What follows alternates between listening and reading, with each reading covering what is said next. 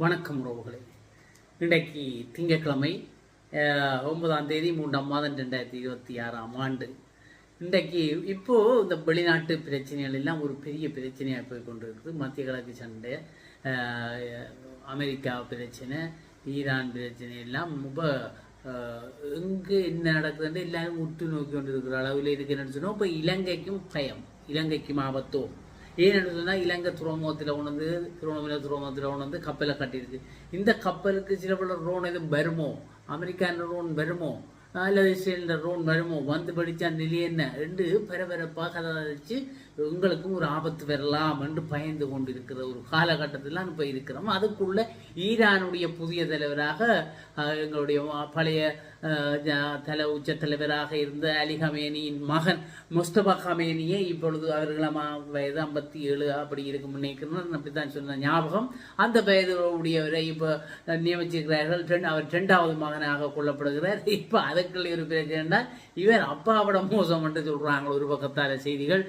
அவரை விட இவர் மோசமானவர், இவர் என்ன நிலைமைக்கு வர போறார். ஆனா அதுக்குள்ள அப்படியே இருக்க இவர் வந்திருக்கின்றார். இவர் வந்ததை இட்டு எங்களுடைய உச்ச தலைவராக இவர் வந்ததை இட்டு அமெரிக்காவும் இஸ்ரேலும் கட்டுப்பாகி இருக்கு. என்னன்னு சொன்னா இப்பதான் ஒரு தலைவரை நாங்கள் கொண்டிருக்கிறோம், புதிய ஆட்சி ஒன்று மலரணும் என்று சொல்லியிருக்கிறோம், புதிய ஆட்சி மலரட்டும் என்று சொல்லி எல்லாருக்கும் நாங்கள் கிளர்ச்சியாளர்கள் நீங்கள் ஆட்சி அப்படிங்கள் நாங்கள் உங்களுக்கு சப்போர்ட் பண்றோம் என்று சொல்லியும் இப்போ அவங்க என்னடா ஒரு புதிய தலைவரை, அதுவும் அவருடைய மகனை, எனக்குள்ள குணம் அங்க மகனுக்கும் இருக்குதானே, இவரை கொண்டு வந்தால் இது திரும்ப முதல்ல இருந்து நாங்கள் அடிக்கணுமோ, திரும்ப முதல்ல இருந்து போராட்டம் செய்ய வேண்டியுமோ ஒரு யோசனை யாருக்கு, அமெரிக்காக்காரருக்கு இஸ்ரேல்காரருக்கு வரத்தானே செய்யும், யாருக்காவது வரும்.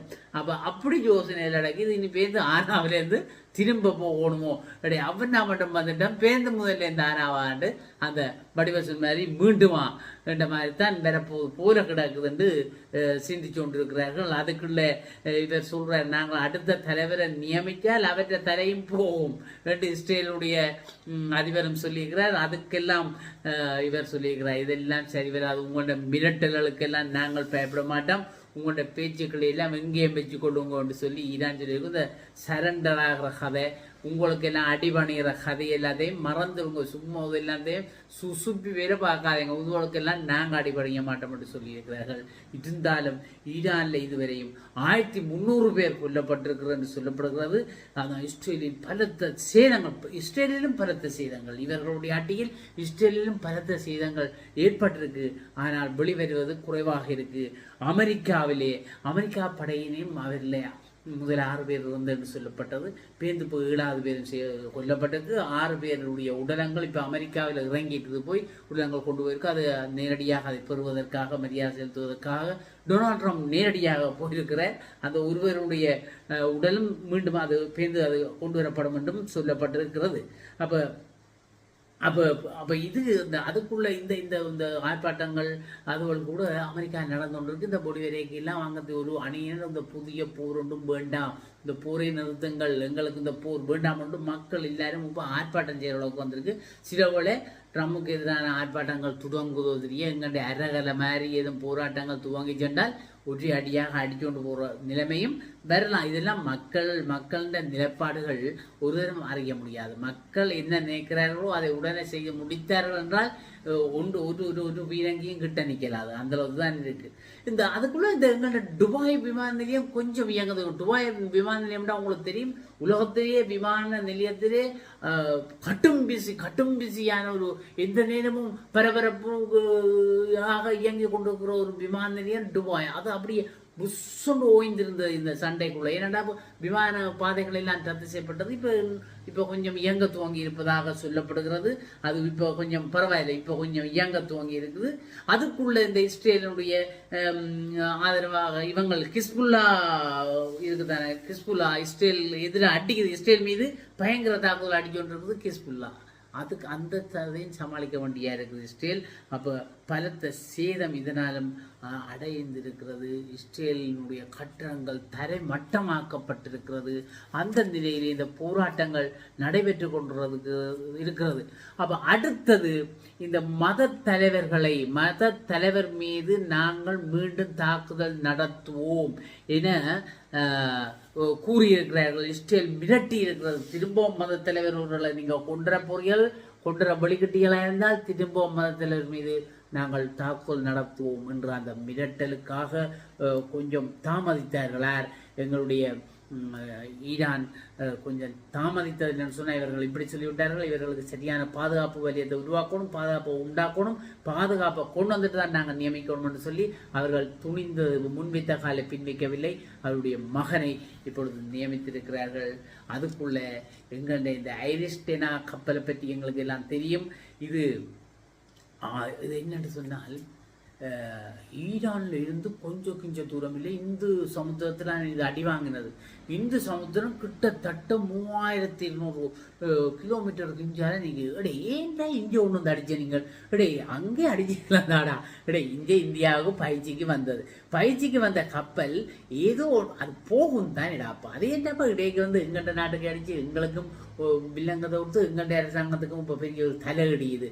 ஆனால் மனிதாபத்துக்குத்தான் நாங்கள் மனிதாபிமானத்துக்குத்தான் நாங்கள் முக்கியத்துவம் கொடுப்போம். எந்த போர்ச்சூழல் நடந்தாலும் நாங்கள் மனிதாபத்துக்கு தான் முக்கியத்துவம் கொடுப்போம். எங்களுடைய ஜனாதிபதி ஒரு திட சங்கல்பம் கொண்டிருக்கிற அதெல்லாம் பிரச்சனை, நாங்கள் அவர்களை காப்பாற்றுவோம், மனிதாபிமானம் தான் எங்களுக்கு முக்கியம் என்று சொல்லியிருக்கிறார். ஆனால் இந்த ஏரியாவில் என்னத்துக்கு எங்களுடைய அரசாங்கத்துக்கு இவ்வளவு தலையடி? நீங்கள் நீ ஈரானுடைய கப்பலை அடிக்க போறேன்னு உனக்கு தெரிஞ்சா அது வெளிக்கிட்டு தெரியும். வெளிக்கிட்டு தெரியும். அங்கே வருந்தானே நீ அங்கேருந்து இங்கே வந்து சில அடிச்சு இஞ்சி அடிக்கிற 5 மாதத்துல பார்த்தால் அவங்களுக்குள்ள ஒரு பெரிய பிரச்சனை இருக்குன்னு சொன்னால் இந்த கப்பலாம் சும்மா சாதாரண கப்பல் இல்லையா. ஈரானுடைய போர் கப்பலுக்குள்ளே ஒரு பயங்கரமான அதிபயங்கரமான ஒரு போர்க்கப்பலாம். இந்த போர் அடித்து நொற்றுக்கிற ஒரு போர்க்கப்பலாம். மற்ற கப்பல்களையோ மற்ற போர் விமானங்களை கொண்டு சென்று அடித்து நொறுக்கக்கூடிய ஒரு பயங்கர கப்பல். மற்ற இதுக்குள்ள நிறைய ஆயுதங்கள் எல்லாம் வைத்து கொண்டு இருக்கிற ஒரு கப்பல் என்று சொல்லப்படுகிறதாம். அப்படி சொல்லி இருக்கிறார்கள். என்னோட சொன்னால் அதை விட இன்னும் ஒன்று நீர்மூழ்க கப்பல் மூலம் தானே இவர்கள் அடித்தவர்கள். நீர்மூழ்கி கப்பல் மூலம் என்னென்னு சொன்னால் அந்த கப்பலுக்குள்ளதானாம் அந்த நீர்மூழ்கி கப்பலுக்கு அடிக்கிற ஆயுதமும் கிடைக்கிறதா. அப்போ அப்படி ஒரு சக்தி வாய்ந்த கப்பலாகத்தான் இந்த ஐரிஸ் டெனா இருந்திருக்குது. அப்போ இவங்க பார்த்தாங்க, இவங்க இந்த இங்கே தானே வந்தது, எங்கே வந்தது, இப்போ பயிற்சிக்கு தானே வந்த பயிற்சிக்கு வரைக்கும் அவ்வளோ ஆயுதத்தையும் கொண்டதே இவங்க இந்தியா கரப்படையில் உதயத்துக்கு பயிற்சி வரைக்கும் ஊழத்தையும் கொண்டாடுறது சரி வராது. இதில் விட்டுட்டு இறக்கி போட்டு சும்மா எங்களுக்கு பயிற்சிக்கு தக்க மாதிரி 4 துவக்க கொண்டாங்களாப்பான்னு சொல்லி இருக்கிறாங்க போடக்கு. அப்போ இதால இவ அங்கே கொஞ்சம் எல்லாத்தையும் விட்டுட்டு வந்திருக்கணும். அதால அந்த நீர்மூழ்கி கப்பலை தாக்குற ஆயுதம் அதுக்கு இல்லை, இதுக்கு கொண்டு வந்த அந்த ஐரிஸ் டெனாவுக்குள்ள இல்லை. அப்போ பயிற்சி வரைக்கும் அதை விட்டுட்டு வந்துட்டாங்க, கலட்டி வச்சுட்டு வந்துட்டாங்களோடக்கு. அப்போ அதை இவங்கள் புலனாய்வு தானே இது எங்கேயும் புலனாய்வு தானே பெரிய வேலை செய்யற. அப்ப அமெரிக்காண்ட புலனாய்வு இது அரங்கிட்டு கலட்டி போட்டாங்க மச்சான். கலட்டைக்கு இவைக்கு இதுதான் தக்காம அது எந்த திக்குக்கு போடா எந்த தேசத்துக்கு போடா நீ சந்திர மண்டலத்துக்கு போடா வந்து அடிக்கிறன்ற அளவுல இவங்க பார்த்து இருக்கிறாங்க. கலட்டி போனான் மச்சான், இவர் போட்டும் விரட்டும் மச்சான் அடி போட்டு பார்த்துக்கிறாங்க. இவர் விரைக்கு அது எவ்வளவு திக்கன்னாலும் பரவாயில்ல போய் அடிப்போம். ஏனெண்டா நீர்மூழ்கி கப்பலே அவன் அடிச்சு போடுவான். அப்ப பயம் தானே, அடிச்சு போடுவான்ட பயத்தில் நீர்மூழ்கி கப்பல் கால வந்து அடிக்கிறன்னு சொன்னா என்ன சொல்லுங்க. அப்போ நீர்மூழ்கி கப்பலை அடிக்கிற நீர்மூழ்கி அடித்து எதிர்த்து அடித்து நொறுக்குற ஆயுதம் அவங்கள்ட்ட இல்லை. 2 மடிவா தெரிஞ்சிருக்கு. அந்த தெரிஞ்சதை பார்த்து வச்சு அந்த சந்தர்ப்பத்தை பயன்படுத்தித்தான் அப்ப நிராயுத பாணிக்கு தான் அடி விழுந்து இருக்குது இல்லையே. நிராயுதமானவனுக்கு ஒரு அடி விழுந்திருக்கு. அதுதான் இந்த 3200 கிலோமீட்டருக்கு இந்தியாவில் வந்து நாங்கள் எல்லாம் பயந்தது. ஏன்றா இதுக்கு ஒன்று அடிச்சவன் ஒன்று இந்தியாவுக்கு வச்சு அடிச்சிருக்கணும். இந்தியாண்ட அந்த அடிக்க தாங்க இருக்கும். எங்களுக்குள்ள நாங்கள் எங்களுடைய ஜனாதிபதி எங்கள்ட நாட்டை ஒரு மாதிரி முன்னேற்றி கொண்டு வந்தா டிட்பா வந்தது. டிட்பா தான் போச்சுன்னு பார்த்தா அவர் கொஞ்சம் நல்லா கொண்டு வரப்படுறான்னு பார்த்தா இந்த தலையடி வருது. அதுவும் கொண்டு வந்து திருவோணம் விட்டு கிடக்குன்னா இன்னும் பயமாக கிடந்தது. துண்டு துணி எல்லாம் வந்து உங்குற வந்து ட்ரோனால அடிச்சு விட்டான்னா துண்டு துணி எல்லாம் பட்டு இலங்கையை நாசமா போகும்போது பயம். அப்ப இலங்கைக்கும் ஆபத்து, எல்லாருக்கும் ஆபத்து தானே, பயம் தானே எல்லாருக்கும். உலக யுத்தம் வரப்போதோ இதால் என்ற ஒரு பீதி மக்கள் மத்தியிலே ஒரு பதட்டம் ஏற்பட்டிருக்குது இல்லையா? அது இதுதான் விஷயம். ஆனால் இப்ப ஈரான் ஒரு சவால் தான் இவைக்கு. யாருக்குன்னு சொன்னா அமெரிக்காவுக்கும் இஸ்ரேலுக்கும் சவால். அமெரிக்காவில சொல்லுவோம், இஸ்ரேலுக்காக நீங்கள் போய் அடிக்கிறது இதோட விடுங்கொண்டு சொல்லி அங்க மக்கள் போராட்டம் செய்ய துவங்கி விட்டார்கள். நாளைக்கு போராட்டம் கூடத்தான் கூடுகின்ற போது இந்த நிலைமை கொஞ்சம் மாற்றமடையலாம் ஒன்று இருக்கிறது. ஆனா மாற்றமடைந்தால் எல்லோருக்கும் நல்லம், உலகத்துக்கே அது நல்லம். இப்போ உலகமே இருளப் போதோ தெரியாது எரிபொருள் இல்லாமல் அந்த கட்டத்தில் போது. அதுக்காக நாளைக்கு போய் வரிசையில் நிற்கிறேன் அப்படி சொல்லல நான். அப்படியான கட்டங்கள் வருமோன்ற ஒரு பயம், எல்லாம் பயபீதி பதட்டத்திலாம் இப்ப நாங்கள் எல்லாரும் இருக்கிறோம் இல்லையே? அப்ப மத்திய கிழக்கு சண்டையால இப்போ எல்லா இடமும் நடக்குது. அப்ப இந்த டெனாவின் கப்பல் விஷயம் இதுதான் விஷயம். அவங்கள்ட்ட கிடந்த ஆயுதம் அது பாருங்க, இஸ்ரேல் அவங்களெல்லாம் கவனிச்சு தானே வச்சுக்கிறாங்க. ஈரானுடைய கப்பல் இதுதான் அவனோட போர்க்கப்பலுக்குள்ள ஒரு பெரிய கப்பல், ஆகையினால இதை நான் அடிக்கணும். இது எப்ப சந்தர்ப்பம் பார்த்து கொண்டு இருக்கிறாண்டு இவ்வளவு காலமா அவன் புலனாய்வையில பார்த்து இவர் ஆயுதத்தை விட்டு வந்ததை வச்சு சாத்தி விட்டாங்க. இங்க வச்சு சாத்தினோன்னு சரி, அதுக்காகத்தான் தாக்கப்பட்டிருக்கு இப்ப சொல்லப்படுகிறது. சரியோ, அதுக்காக நாங்கள் பின்ன உங்க பின்னக்கிட்ட வந்து அடிக்கிறோமே, நாங்கள் அதுக்கு தண்ட அளவில் இப்ப வந்துட்டு ஆகினால் பார்ப்போம், பொறுத்திருந்துதான் பார்க்கணும் அமெரிக்காவுக்கு என்ன நிலை வரப்போகுது. அமெரிக்கா இஸ்ரேலோட சேர்ந்து இப்போ இஸ்ரேலுக்காக அமெரிக்கா அடி வாங்குதோ அல்லது அமெரிக்கா இஸ்ரேல் அடி வாங்குதோ அல்லது ஈரான் தான் அடி வாங்குதோன்றது எங்களுக்கு தெரியல. அப்ப ஆர் புத்திசாலிகளோ ஆர் பலசாலிகளோ அவர்கள் தப்பித்து அவர்கள் அடிப்பார்கள், மற்றவர்கள் அடி வாங்க வேண்டும். பார்ப்போம். ஈரானுக்கும் ஒரு புதிய தலைவர், அவர் அப்பாவை விட அப்பா 8 அடி பாய்ந்தால் இவர் 15 அடி பாயார் என்ற மாதிரி தான் ஊடகங்கள் எல்லாம் கதை சொல்லுது. பார்ப்போம் அவருடைய தாக்குதல். அவர் என்னென்னா ஒரு இளம் வயதாக இருக்கின்றார். அவருடைய வீரம் எந்த அளவுக்கு இருக்கண்டு நாங்கள் ஏதோ புதினம் பார்ப்போம் தான் செய்யலாம். வேறு என்ன செய்யலாம்? மக்கள் பாதுகாப்பாக இருக்கணும். எங்களுடைய உறவுகள் எல்லாம் அங்கால் இருக்கிறார்கள் மத்திய கிழக்கு நாடுகளில். ஆகையினாலே அவர்கள் எல்லோரும் நலமாக இருக்க வேண்டும். அவர்களை எல்லோருக்கும் ஒன்றும் நடக்கக்கூடாது என்றுதான் நாங்கள் அங்கேயும் பொதுமக்கள் பாதுகாக்கப்பட வேண்டும்.